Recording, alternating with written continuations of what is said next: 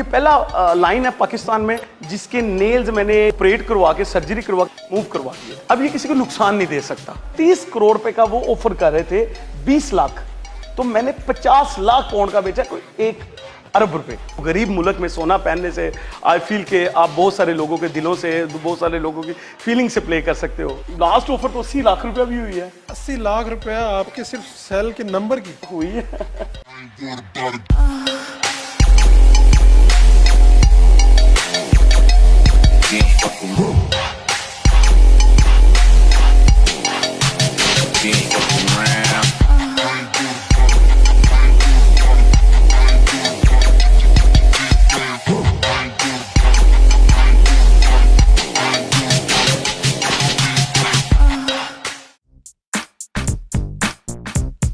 آج ہم ملنے آئے ہیں چیئرمین گجر یوتھ فورم خرم ریاض گجر, جن کا شاہانہ لائف سٹائل ہے. انہوں نے شیر بھی گھر پہ رکھے ہوئے ہیں, ہیوی بائکس بھی رکھی ہوئی ہیں اور گاڑیاں بھی. یہ زندگی کیسے گزارتے ہیں, آئیے ان سے ملواتے ہیں آپ کو. ویلکم برائے صاحب, سر کیسے ہیں آپ؟ خیریت سے؟ آپ سنائیں. ٹھیک ہے الحمدللہ. آپ کیسے ہیں؟ اتنی خوبصورت گاڑیاں, شیر اور ہیوی بائکس کے ساتھ بھی کھیلتے ہیں, حسیناؤں کے دل سے بھی کھیلتے ہیں. ابھی تو آئے ہیں, ابھی ٹائم تو دیں تھوڑا سا. آپ تشریف لائے نا, ابھی آتے انٹرویو ہو گئے ہیں. آج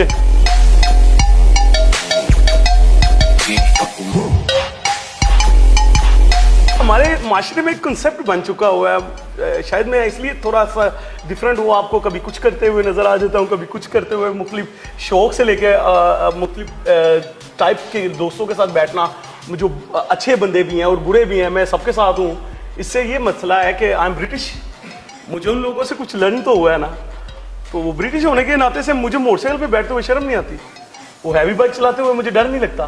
اور اسی طرح V8 چلانے کا شوق ہے مجھے, اچھی گاڑیاں استعمال کرنے کا شوق ہے, جو ہر ایک کو ہوتا ہے. شیر والا شوق تو بڑا زبردست ہے. گھر میں اس کو رکھنا, صوفے پہ آپ کے ساتھ لیٹا ہوا ہے, کبھی وہ آپ کے ساتھ کھیل رہا ہے, آپ اس کے ساتھ کھیل رہے ہیں. یہ شوق آیا کہاں سے؟ میرا ایک دوست ہے وہ جون کیلی, وہ گورا ہے, وہاں برامفورڈ میں لنڈن میں اس کا گھر ہے.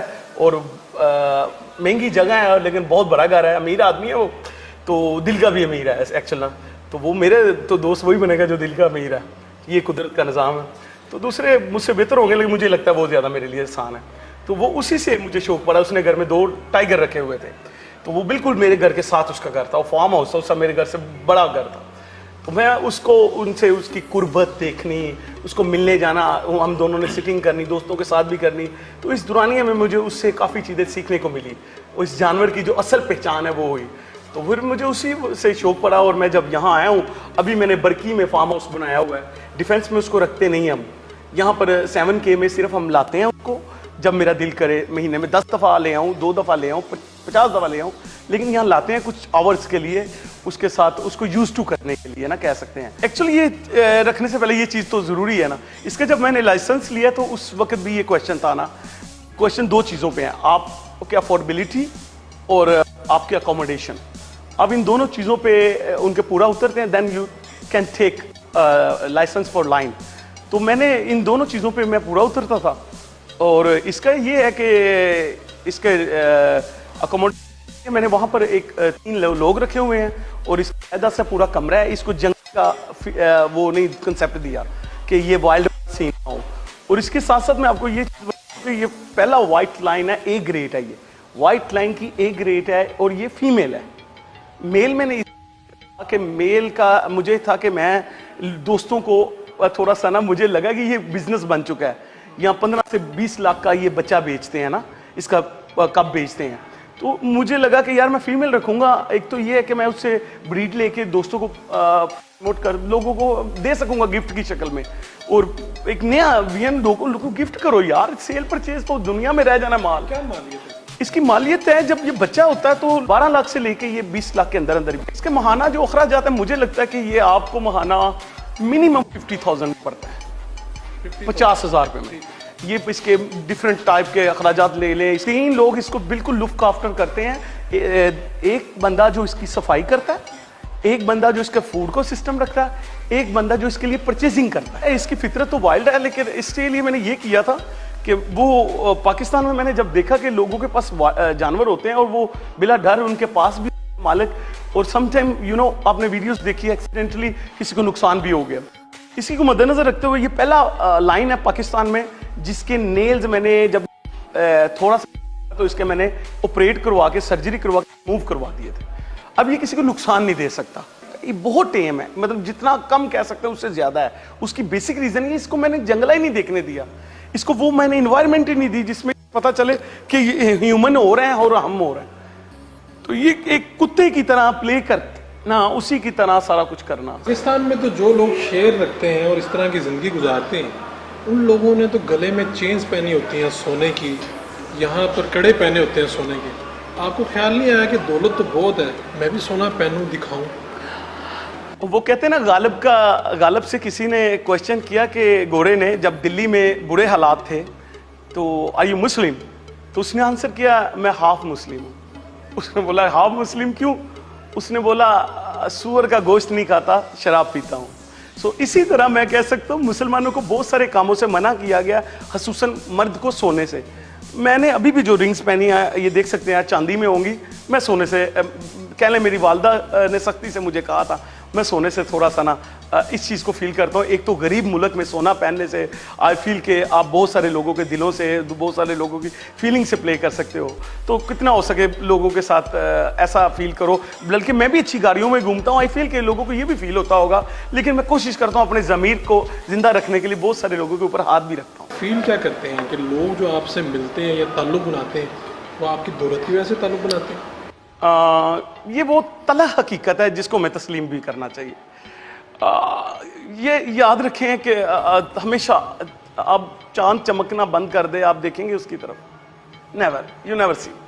سو یہ تو وہ حقیقت ہے, میں ماننا بھی چاہیے. لیکن اس میں ایک آپ اس کو زیادہ اچھا کر سکتے ہیں. آپ کے چمکنے سے آپ کی طرف جو لوگ آپ کے دوست آتے ہیں, آپ ان کو اخلاق, محبت اور رسپیکٹ اتنی دے دو کہ ان کو آپ سے پیار بھی ہو جائے. وہ سب کو نہیں ہوگا لیکن کچھ تو ہوں گے نا. تو آپ کے کردار سے بہت سارے لوگ آپ کے دل میں آ جائیں گے.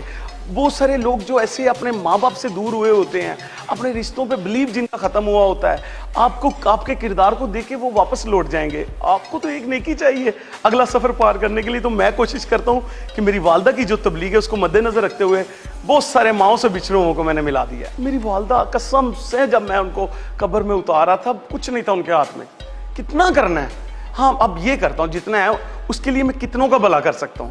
تو میں ڈیپینڈ کرتا ہوں یو کے پہ, وہاں پر میرے الحمدللہ شو رومز ہیں اور ڈفرینٹ قسم کی پراپرٹیز میں نے انویسٹمنٹ کی ہوئی ہے. کیونکہ میری والدہ مجھے کہتے تھے جو انسان 2.5% زکوٰۃ نکالتا ہے نا, اس کو وہ ان سب چیزوں سے پاک ہو جاتا ہے. کلمے پہ یقین ہے, پریشانی ہو, ہم مختلف تلاوتیں کرتے ہیں.